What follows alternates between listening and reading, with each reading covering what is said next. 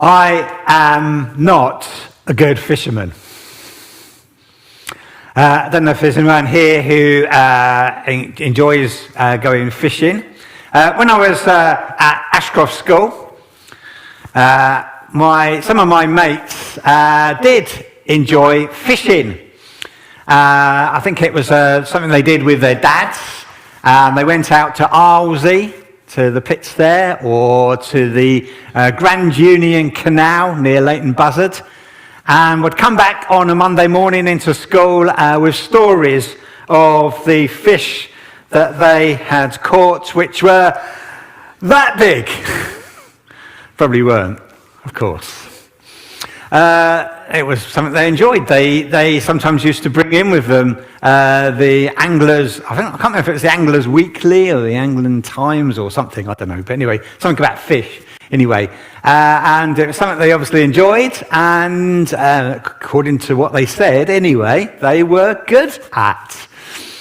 I don't know if you like fishing. Well, my dad wasn't into fishing. My father and the son time with him was going to watch Luton Town, and also playing football and also cricket across Crawley Green Rec. That was my father and the son time.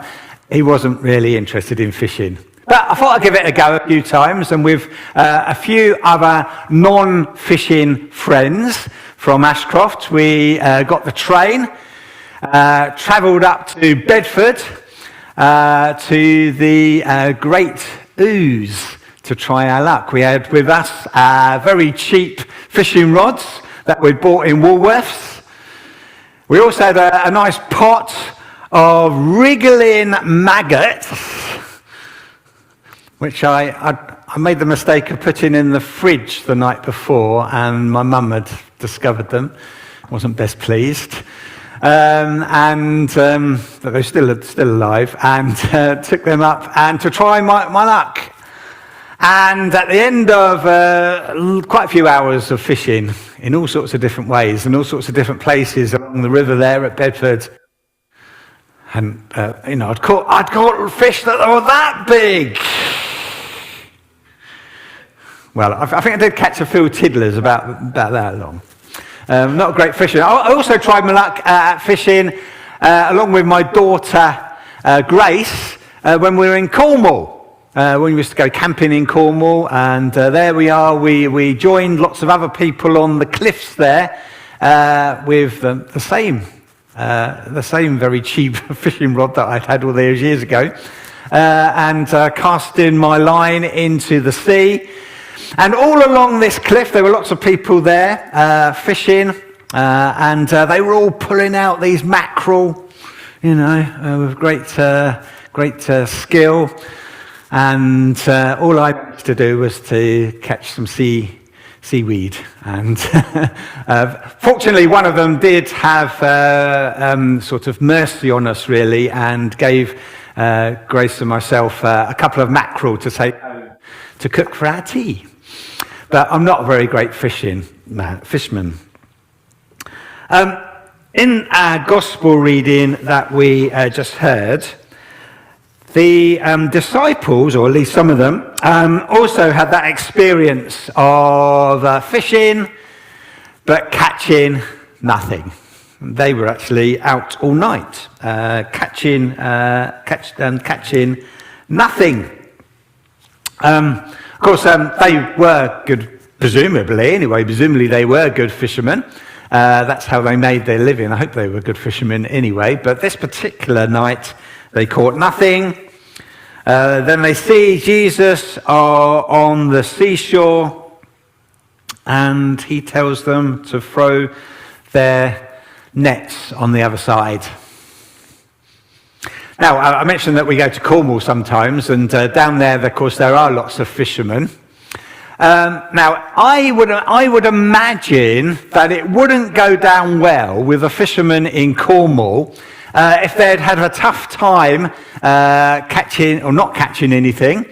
If I shouted out from the cliffside, "Put your nets on the other side," I don't think they'd be very happy. Maybe they would shout a few friendly words back to the landlubber who dares to suggest that I might know better than them. But Jesus did tell them to do that, maybe reluctantly, maybe they knew who he was, so they did it without question. And we hear that the nets were filled to overflowing, and so much that they had to send for other boats to catch them, to put the fish in. And then Jesus says these words. Well, first of all, Simon says, well, I'm not worthy of this. But then Jesus says, don't be afraid. From now on, you will catch people. And we know from the life of Peter that he went on from there to share the good news of Jesus Christ, and in a sense did catch people with the love of God. And many people responded to his message. Well, what does this all say to us? Probably we're not going to the Great Ouse River up in Bedford fishing. Anyone going fishing today? Maybe if you're not sure what to do today. I presume it is the fishing season. I better not tell you to do anything illegal. Anyway, I don't think anyone looks like they know. But anyway, do check the rules first. But I don't want to be sued for telling you to do something that's illegal. And I will visit you in Bedford jail. But maybe it's something you might want to do at some time. But it is something that we should be doing, is trying to catch people with God's love. As we receive his forgiveness, as we mentioned from the other reading, and as Peter in this reading also discovered the forgiveness of God, like him, we are sent out. What does that mean? What is it sent out to catch people with the love of God? Well, it doesn't mean that we need to be great evangelists like Billy Graham. We just need to be ourselves, seeking to share something of God's love with those around us. It may be with words that we say. It may be with loving kindness that we show to people. Maybe just a smile. It may be all sorts of things that we can do to share something of God's love. As we receive, hopefully in this place, God's forgiveness and love, we go out to share that forgiveness and love and mercy and goodness and his kingdom with those we encounter this week. We don't do it because of our own strength, although everyone here in church today is a lovely person. I'm sure every person on the live stream is a lovely person. We've got much to share, but we do it in the strength and love of God. We shouldn't be afraid, like Peter was, because we are inadequate to the task, but we go confident in the one who goes with us and helps us to share God's love, just as we are, with those he places us amongst. As we do that, we are reminded by that great reading from Isaiah chapter 6 that Emily read for us. Isaiah felt very inadequate, but he was called up into the heavenly places. And we, as we gather together in this building, are in the heavenly places because we meet heaven here. And every time we come close to God, we receive his love. And then God says to us, "Whom shall I send?